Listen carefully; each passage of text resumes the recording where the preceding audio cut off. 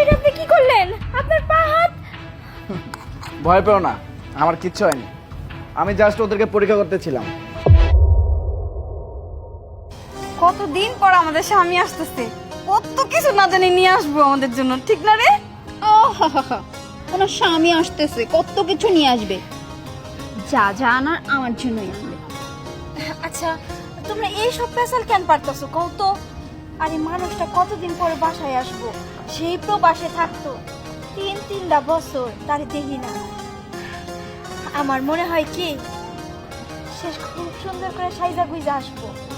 আচ্ছা, সে কি আগের মতোই আছে?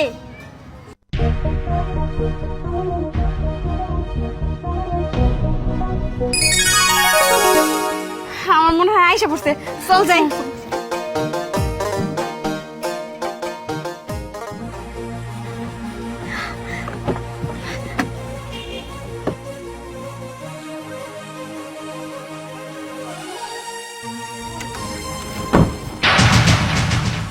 আমার জামাই আমার লেগে মনে হয় অনেক সোনা দানা নিয়ে আইছে। আপনার এই অবস্থা কেমনে হইলো? ছোট বউ, হঠাৎ একদিন আমার প্রচন্ড জ্বর হয়, আর জ্বর হওয়ার পরে আমাকে আমার কলিগটা হসপিটালে নিয়ে যায়। আর আর ডাক্তার আমার বলছে আমার ডান পা নাকি প্যারালাইসিস হয়ে গেছে। এই ডান পা আর কখনোই ভালো হবে না। এই লাকিসে যা কিছু আছে সব আমার লেগে আছে, এই লাকিসে হাত দিবি না। এই খবরদার, এই লাগে আমার। আরে এটা আমার বলছি না, আমার এটা বলছি না। আমি কইছি না আমি বড়, আমার ঘরে যাইবো এটা। তাতে কি হয়েছে? আমি মেজো না?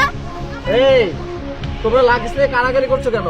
ওটার ভিতরে আমার পুরাতন কাপড় ছাড়া আর কিচ্ছু নাই। তোমরা কি ভাবছো ওটার ভিতরে তোমাদের জন্য গহনা নিয়ে আসছি?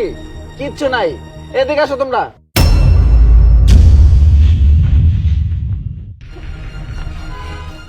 আস্তে সাবধানে। তুমি এগুলো কি কইতাছো?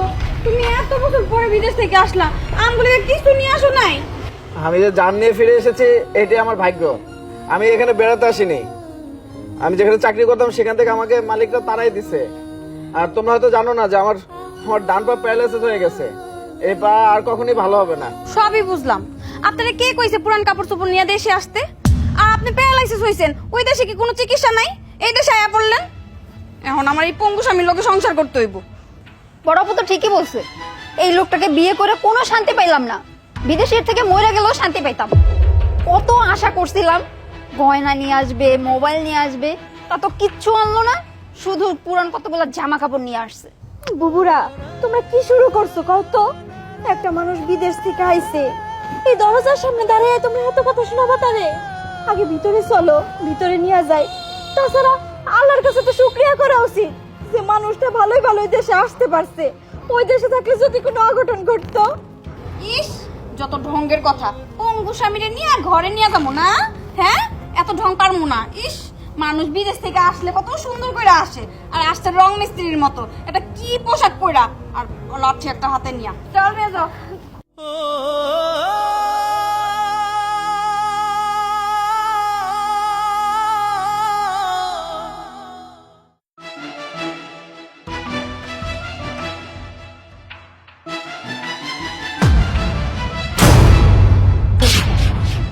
এটা আপনি কি করলেন? আপনার পা হাত। ভয় পেও না, আমার কিচ্ছু হয়নি। আমি জাস্ট ওদেরকে পরীক্ষা করতেছিলাম।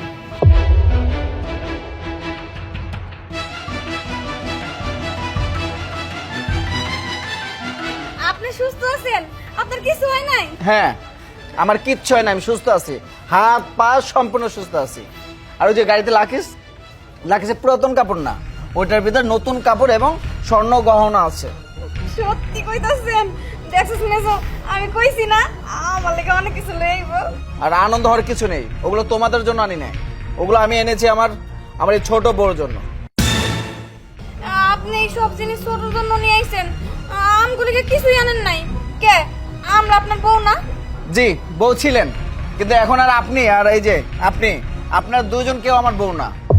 কারণ আপনারা যদি আমার বউ হতেন তাহলে স্বামীর এই অসুস্থতার কথা শুনে তাকে অবহেলা করতেন না। আরে আপনারা দুজন তো আমাকে ভালোবাসেন না, আপনারা তো ভালোবেসেছেন আমার টাকাকে। আপনারা ভেবেছিলেন প্রবাস থেকে আসবো, আপনাদের জন্য অনেক কিছু নিয়ে আসবো। জি, আমি স্বামী হিসেবে সে কর্তব্য পালন করেছিলাম। ওই লাকিছে আপনার জন্য আর ওর জন্য, আপনাদের তিনজনের জন্যই অনেক গহনা ছিল, কাপড় চোপড় ছিল। কিন্তু আপনাদের দুজনের আচরণের কারণে আমি সেগুলো আর আপনাকে দিতে পারছি না, এবং আপনাদের মতো লোভী মেয়েদের সাথে আমি আর সংসার করতে চাচ্ছি না। আমি শুধু সংসার করবো আমার এই ছোট বউকে নিয়ে। বলতেছি যে ভুল তো মানুষ মাত্রই হয়, এবারের মতো না হয় ওদের মাফ করে দেন। না বউ, স্বামী স্ত্রীর ভালোবাসার মাঝে কোনো ভুল হয় না। যে ভালোবাসে সে সবসময় বাসে, আর যে ভালোবাসে না সে কখনই ভালোবাসতে পারবে না।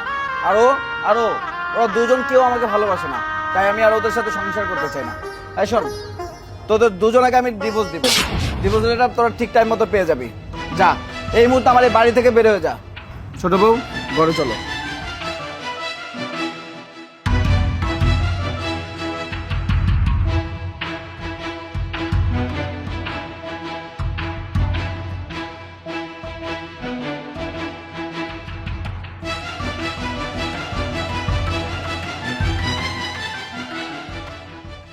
দেখ মিজু, আজকে আমরা দুইজন বেশি লোভ করছি দেখা আমগো দুইজনেরই কপালটা পুড়লো।